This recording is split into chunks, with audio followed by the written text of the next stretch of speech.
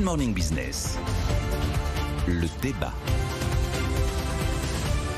Le débat avec Nicolas Dose et Jean-Marc Daniel. Bonjour messieurs, on va parler des coupes budgétaires. La semaine dernière, le gouvernement a acté 10 milliards d'euros d'économies dans le budget 2024 en piochant largement dans l'écologie, le développement et les mobilités durables. Mais l'exécutif pourrait aller plus loin, peut-être avec un durcissement encore des droits à l'assurance chômage.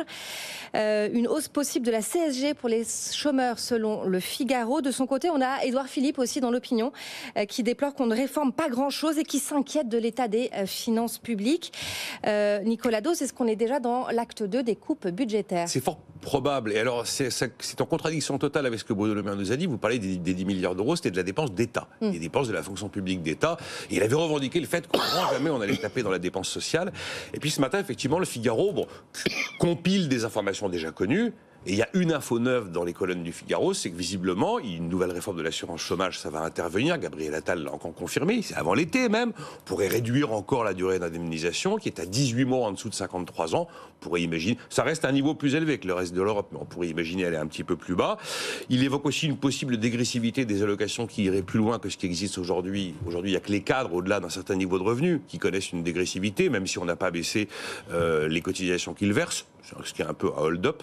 Et là, la nouveauté, c'est qu'on pourrait remonter la CSG à taux réduit dont bénéficient les chômeurs. Aujourd'hui, un chômeur est à 6,2% de CSG quand un actif est à 9,4%, et un chômeur qui est non imposable à l'impôt sur le revenu est en dessous de 4% à 3,8%. Donc si on décide qu'on augmente la CSG, d'abord c'est effectivement une coupe dans la dépense sociale, et puis alors on casse la promesse de zéro hausse d'impôt, même si cette promesse de zéro hausse d'impôt, compte tenu des dépenses fiscales que l'on a déjà réalisées, des économies de dépenses fiscales qui en elles-mêmes sont apparentées finalement à des hausses d'impôt. Là, si on décide qu'on a une hausse de CSG, on l'a fait avec les retraités en 2018, on a vu le résultat. Là, on ne pourra plus dire qu'on n'augmente pas les impôts. Donc ce serait au-delà du fait de passer de la pure dépense d'État à la dépense sociale, ce qui n'est pas exactement la même chose quand même pour la vie des gens. Si on a un petit peu moins de chauffage dans les ministères ou si on renonce à rénover un bâtiment, la plupart des Français, c'est assez indolore. Si on commence à aller vraiment dans le lourd de la dépense sociale, là, ça va concerner tout le monde. C'est là où on va bien voir que l'État, c'est nous, si vous voulez, d'une certaine manière. Donc il y a l'histoire de la CSG qui pourrait donc s'ajouter à la fin de l'allocation spécifique de solidarité qui a été annoncée. C'est la première fois, mine de rien, qu'on met fin à un minima social, ou encore le RSA sous condition d'activité, 15 avatars par semaine, qui sera généralisé à l'ensemble du territoire en 2025.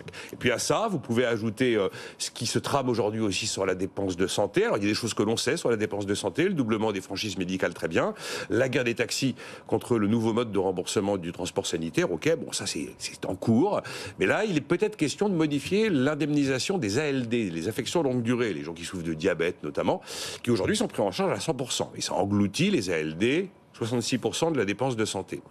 Le problème, c'est que quelqu'un qui est indemnisé pour son diabète à 100%, très bien, mais c'est quelqu'un qui peut avoir d'autres pathologies à côté, qui, dans la mesure où il est sous ALD, est toujours pris à 100%, y compris pour ce qui n'est pas du diabète. Donc on pourrait imaginer qu'il y aurait des économies réalisées de ce côté-là. Et puis, dernier élément un peu nouveau, mais ça, c'est pas dans les colonnes du Figaro, on le sait depuis quelques jours, Thomas Cazenave a dit qu'il était prêt à un débat, un super débat qui va beaucoup plaire à beaucoup de gens. Tiens, si on sous-indexait les pensions de retraite en 2025. Ah, ça va faire, ça. On les a totalement indexés en 2024, de 5,3%. Ce qui d'ailleurs a fait réagir pas mal de gens, considérant qu'on creusait un fossé entre les générations. Ben voilà, 5,3%, 14 milliards et demi d'euros de dépenses d'un coup, parce que c'est quand même là où il y a le gros de la dépense sociale.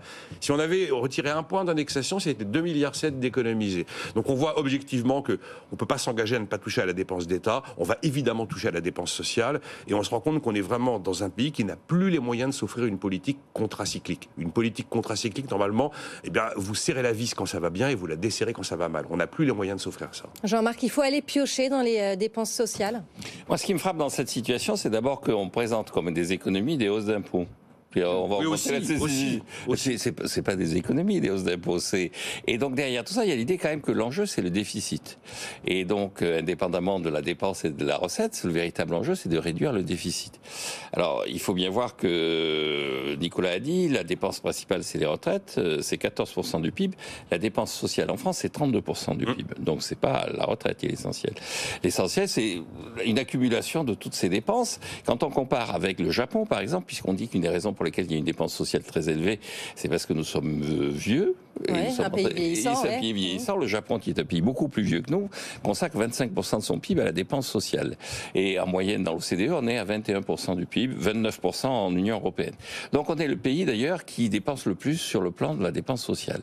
Alors ce qui m'intéresse, c'est pas tellement le bricolage, et puis la dépense, elle est spontanément contracyclique, hein, parce que quand il y a plus de chômeurs, on dépense plus pour les chômeurs. Donc, ce qui m'intéresse, c'est effectivement ce qu'avait été le discours en 1995 du plan Juppé, qui consistait à dire les partenaires sociaux ont échoué dans leur capacité à équilibrer les comptes, l'État va s'en occuper. Et d'ailleurs, le symbole de ça, c'est qu'on avait créé une caisse d'amortissement de la dette sociale qui avait un horizon de temps bien déterminé. À l'époque, c'était 10 ans. Et puis, régulièrement, on allonge.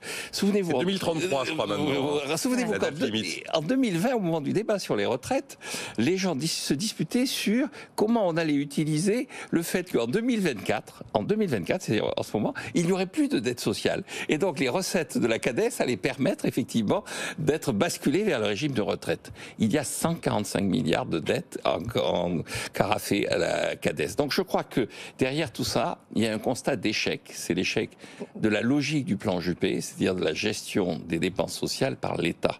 Et donc, moi, j'ai une solution radicale. Alors, les partenaires sociaux, n'est-ce pas? Rapidement, alors. Les partenaires sociaux, Jean-Marc. C'est la privatisation. De confier à des gens qui sont par nature destinés à équilibrer leurs comptes la gestion des dépenses sociales.